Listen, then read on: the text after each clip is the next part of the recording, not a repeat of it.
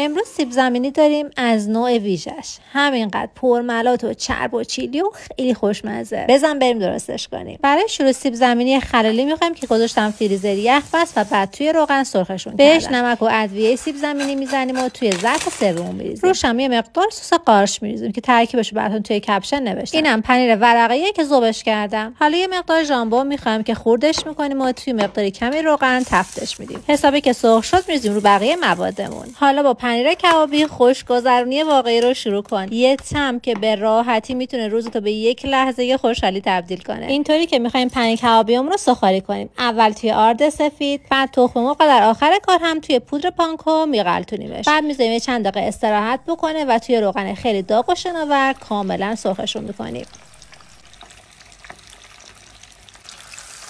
و همینقدر جذاب تحویلش میگیریم. پنیر کبابی های سوخاریمون هم رو بقیه موادمون میریزیم. دوباره مقداری پنیر رو تمام. برو درستش کن که خیلی خوشمزه شده.